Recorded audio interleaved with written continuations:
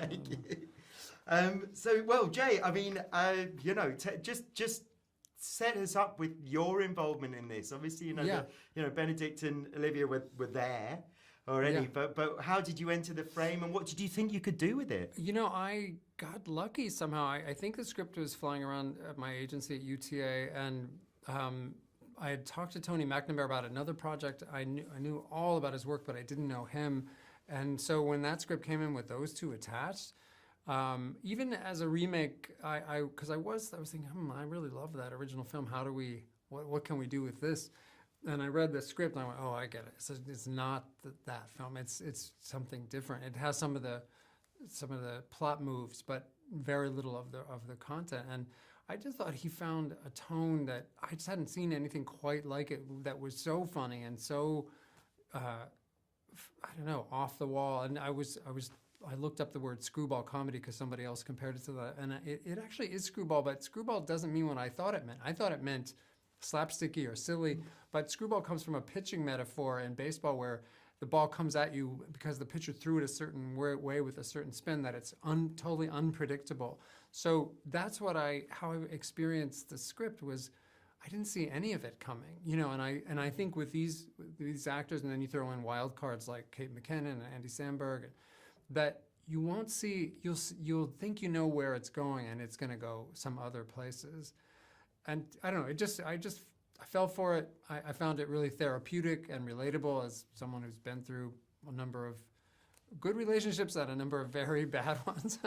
So I think people will connect on one level or another, and that the range of experiences that Tony packed into it, I think will be surprising to a lot of people. Yeah, I mean that's one of the joyful things it does, is that it moves between so many different kind of places and tones. The shifts of it's like Billy Wilder in that respect. No, but in the way that it goes from sort of pathos to and tenderness into sort of spit your coffee out humor. What was that like to negotiate that? I've always been inspired by filmmakers like Mike Nichols in The Graduate or Shampoo. I always loved that incredible Hal Ashby movie, and films that went there, that tried to make you laugh and delight you and give you a genuine joyride, but would also connect to darker instincts and human nature and the shadow side and all that. And I didn't realize that I would enjoy that level of dark humor. I didn't ever think of myself as a dark humor director. I had done, Meet the Parents is probably the closest thing I've done in the past, and it has some really bad behavior and dysfunctional, situations, but it ends happily. And I loved that you could embrace, something a little more tragic, a little more painful, a little more of a cautionary tale.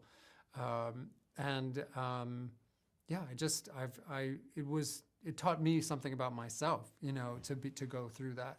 And I thought, well, if I feel that way just reading a script, I hope I can bring that to the film too, and make a zone where the actors can be as good as they can be. And oh my God, what performances, all of them, Olivia and Benedict in some of those scenes. It's also the other Mike Nichols film that I always compare to is Who's Afraid of Virginia Woolf, which Tony and I talked about at one point, because we had to figure out a way to pull off the ending and make you care enough, but go to those dark zones. And some of the dialogue he wrote and some of the scenes that those two pull off, like, wow.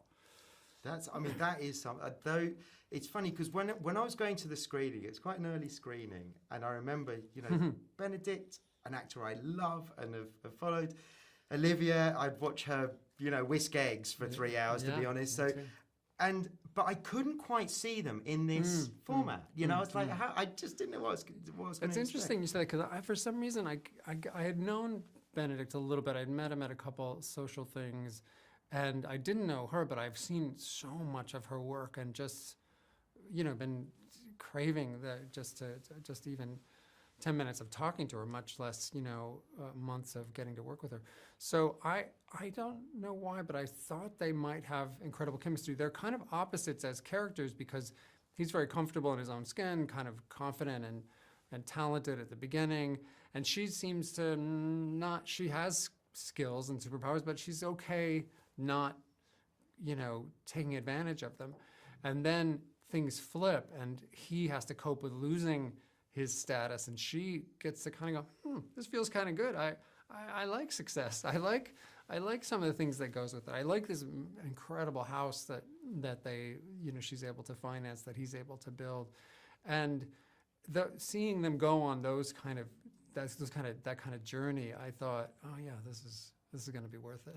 Yeah, well, it's funny because that journey feels like a very dramatic journey in a way. Yeah. But I was surprised by quite how funny this is. It's really funny, and I haven't seen a really funny film like this in a very long time. Well, that dinner scene, partway through the film, they all have dinner together, and that was one of the scenes where I went, I can't not do this, because picturing those two going at each other with everybody else trapped around that table, and the hilarious way the Americans envy the British ability to find that kind of wit in the middle of dark times, and that they try to imitate it, and it's just that was delicious. I really loved that experience.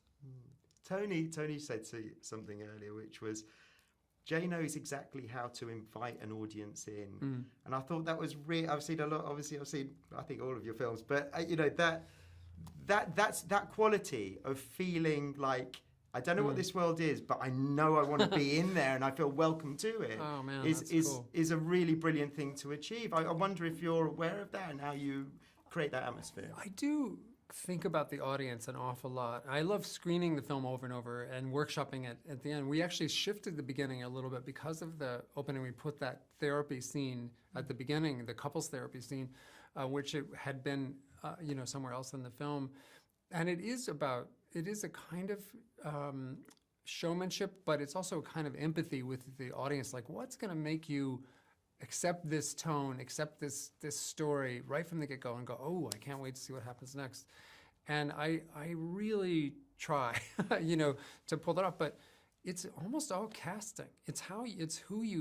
I always say casting is tone and tone is casting, because everybody worries so much about tone.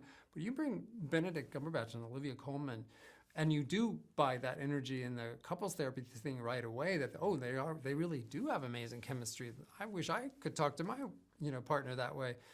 And then because you've seen them in so many other films, that the audience is welcomed in by the personas they bring, and then they add that to the great characters Tony's designed. And yeah, it's something that's the highest compliment you could pay to me, because I want the audience to have a good time, but also maybe figure some stuff out, or at least ask some questions about how to do relationships a little better.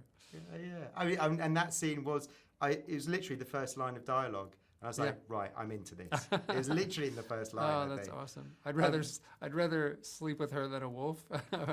Yeah, and that's Benedict. I mean, he's so good. He's so funny. He doesn't realize how funny he is. He's freaking funny.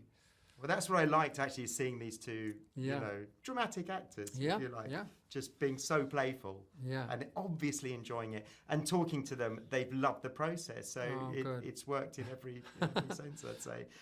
Just finally, I know you must have a whole career of pitching your ideas and describing things that are almost indescribable. Now you've made the film. Mm-hmm. How would you describe it to someone? That's a good question. I'll take a stab at it, because I usually have such long answers because there's so many things to talk about. But I really look at it as a dark comedy about how fragile relationships are, how magical and sort of empowering they can be, but how important it is to keep working on them and keep, I was saying we all need couples therapy, and that's what I hope this film is. Well, it'll set the couples therapy industry alight. I'm sure it will. Yeah, Jay, thanks, man, thank you. Loved it. Thank you, man. Thank you. I really appreciate that. Thank you. Thanks. Hey, thanks for watching. Don't forget to like and subscribe. ScreamingMovieNight.com